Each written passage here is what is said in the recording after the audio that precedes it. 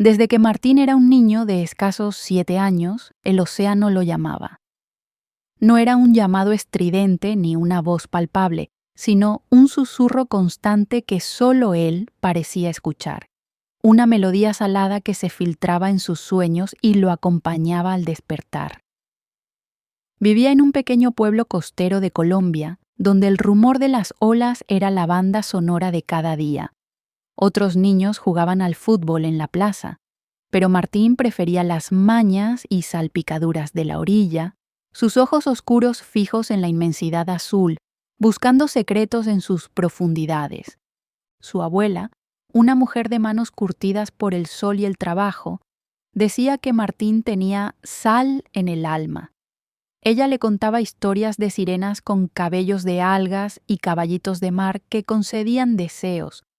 Martín las escuchaba con un asombro reverente, pero eran las criaturas reales las que verdaderamente capturaban su corazón. Las tortugas marinas que desovaban en la playa cercana, los delfines que saltaban al atardecer, los peces de colores que danzaban entre los corales. Cada tarde, después de la escuela, corría hacia la playa, no para bañarse, sino para observar, para aprender, para sentir la energía vital que emanaba del mar. A medida que crecía, esa conexión infantil se transformó en una vocación inquebrantable. A los 15 años ya era conocido entre los pescadores del pueblo por su conocimiento de las corrientes y las especies. No pescaba para el sustento, sino para entender el delicado equilibrio del ecosistema. Pronto, su dedicación lo llevó más allá de la observación pasiva. Se convirtió en un férreo defensor del océano. Organizaba jornadas de limpieza de playas, educaba a los turistas sobre la importancia de no dejar basura y alzaba su voz contra cualquier práctica que amenazara la vida marina. A sus 37 años, Martín era un hombre forjado por el sol y el mar, su piel bronceada y sus ojos, aún con el brillo de aquel niño asombrado, reflejaban la calma y la fuerza del océano mismo. Había dedicado su vida, cada fibra de su ser, a la conservación de lo más valioso para él, el mar y sus criaturas. No era un científico renombrado ni un activista famoso, era simplemente Martín, el hombre del mar, el guardián silencioso de las olas colombianas. Su trabajo no siempre era reconocido, a veces era agotador y frustrante, pero cada vez que veía una tortuga marina regresar al mar o un arrecife de coral recuperando su color, el susurro del océano volvía a él, recordándole por qué su lucha era tan vital. Un día, la rutina de Martín se vio agradablemente interrumpida.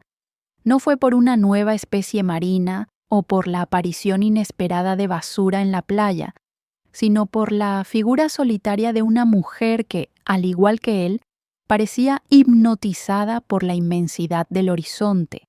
Estaba sentada sobre una roca lisa, sus pies descalzos casi tocando las últimas caricias de la marea, y sus ojos, de un color miel inusual, escudriñaban el mar con una curiosidad que Martín reconoció al instante. No era una turista común, de esas que solo buscan sol y fotos para Instagram. Ella tenía una profundidad en su mirada, una quietud que le recordó a las aguas serenas de la mañana. Martín estaba terminando de recoger algunos plásticos arrastrados por la corriente. Solía hacerlo sin pensar, casi por instinto, pero la presencia de la mujer lo hizo consciente de cada movimiento. Finalmente, incapaz de ignorar la resonancia que sentía, se acercó con cautela. «Buenos días», dijo Martín, su voz grave pero suave, como el murmullo de las olas que tanto amaba. La mujer se sobresaltó ligeramente, pero una sonrisa iluminó su rostro al instante, revelando una hilera de dientes perfectamente blancos. «Buenos días», respondió ella, su acento ligeramente distinto al local. con una musicalidad que intrigó a Martín. Perdón, estaba tan absorta en el mar que no te vi. Pasa a menudo, dijo Martín con una media sonrisa. Este mar tiene ese efecto. Me llamo Martín. Julia, contestó ella, extendiéndole una mano pequeña y delicada. Su apretón fue firme. Soy de Bogotá. Vengo a pasar unos días y necesitaba un respiro del ruido de la ciudad. Mientras hablaban, Martín sintió una conexión inusual. Julia no solo escuchaba con atención cuando él le hablaba sobre la importancia de proteger el océano, sino que sus preguntas revelaban un genuino interés y una sensibilidad que lo sorprendieron. Había algo en su forma de ver el mundo, algo en la calma que irradiaba, que armonizaba perfectamente con la serenidad que Martín encontraba en el mar.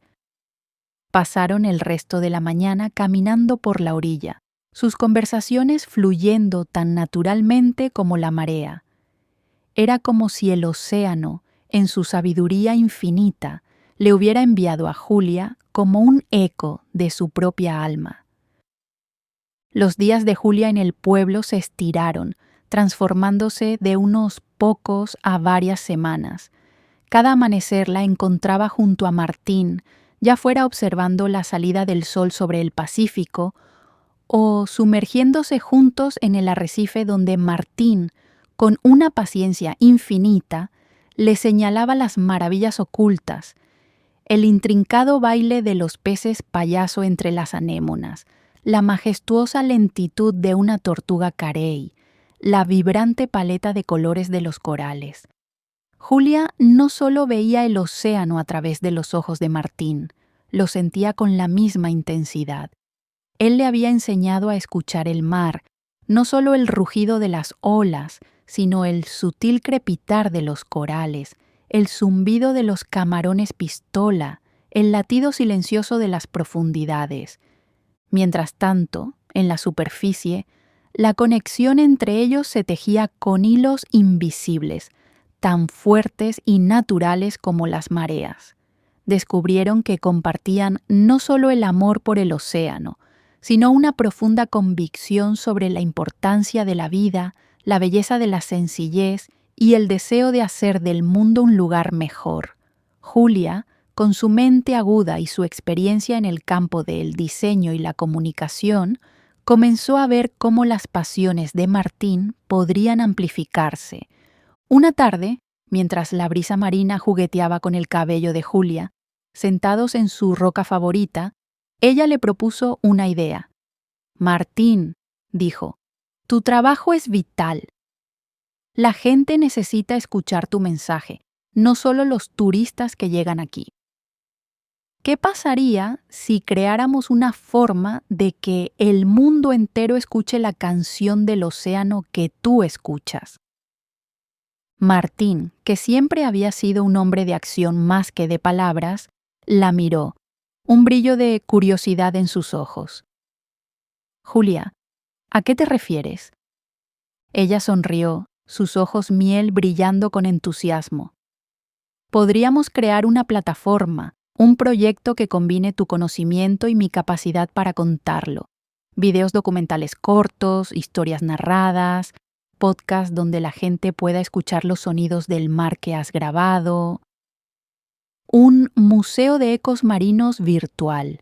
Imagínate, Martín, gente en Bogotá o incluso en otros países, escuchando el canto de las ballenas jorobadas que pasan por aquí o el sonido de un arrecife sano. No solo educaríamos, inspiraríamos una conexión emocional como la tuya.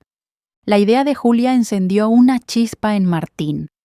Él había pasado años recolectando grabaciones de los sonidos submarinos, el clic de los delfines, el crujido de los erizos de mar, el suave murmullo de las corrientes. Hasta ahora eran solo para él, un diario sonoro de su mundo, pero Julia le mostró el potencial de compartirlo. En los siguientes meses, la vieja cabaña de Martín, cerca de la playa, se transformó en un pequeño centro de operaciones. Julia con su laptop y su creatividad, y Martín con sus grabaciones, su conocimiento y su inquebrantable dedicación, trabajaron codo a codo. El proyecto, al que llamaron Ecos del Azul, empezó a tomar forma. Los primeros videos mostraban a Martín buceando, sus manos expertas interactuando con las criaturas marinas, mientras su voz en off, grabada con un micrófono que Julia había insistido en comprar, explicaba la importancia de cada especie. Las grabaciones de sonido subacuático, limpiadas y editadas por Julia, creaban una experiencia inmersiva. El primer podcast, El susurro de las olas, presentaba a Martín narrando historias sobre el mar, sus misterios y sus peligros, todo acompañado por la banda sonora natural del océano. El impacto fue lento al principio, como el goteo de la marea, pero constante y creciente. Personas de todas partes comenzaron a descubrir Ecos del Azul. Recibieron mensajes de estudiantes inspirados a estudiar biología marina, de personas que cambiaron sus hábitos de consumo para reducir su huella de carbono, e incluso de otros conservacionistas buscando colaborar.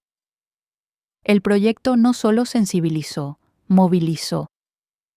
Mientras tanto, el océano, la eterna musa y el propósito de Martín, seguía enfrentando desafíos.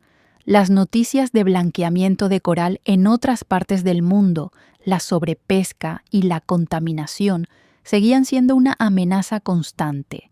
Pero Ecos del Azul se convirtió en una herramienta poderosa en la lucha. Las grabaciones de Martín de arrecifes moribundos, contrastadas con las de arrecifes recuperados gracias a esfuerzos de conservación, eran pruebas irrefutables del impacto humano, tanto negativo como positivo. Un año después de aquel primer encuentro en la playa, la relación entre Martín y Julia había florecido en algo profundo y resiliente, como los corales que tanto amaban. No solo eran compañeros de proyecto, eran compañeros de vida, entrelazados por una pasión compartida que trascendía lo personal. Julia había decidido quedarse en el pueblo, adaptando su vida al ritmo del mar, encontrando en la sencillez y el propósito de Martín una plenitud que la ciudad nunca le había ofrecido. Una mañana, mientras contemplaban el amanecer desde la misma roca donde se conocieron, Martín tomó la mano de Julia. «Julia», dijo, su voz llena de gratitud, «gracias a ti, el mar está siendo escuchado. Gracias a ti, mi vida tiene una melodía más completa». Julia sonrió, recostando su cabeza en el hombro de Martín. «Gracias a ti, Martín, he encontrado mi propia canción en el eco de las olas, y el océano sigue cantando. Ahora simplemente hay más oídos para escucharlo». Y así, Martín y Julia, unidos por el amor al océano y el uno al otro, continuaron su noble labor. Su historia se convirtió en un faro de esperanza, un testimonio de cómo la pasión individual, combinada con la colaboración y el amor, puede amplificar un mensaje y generar un cambio significativo. El mar seguía siendo el corazón de su existencia, y su compromiso con él, un juramento silencioso que renovaban cada día bajo el sol colombiano al ritmo eterno de las olas.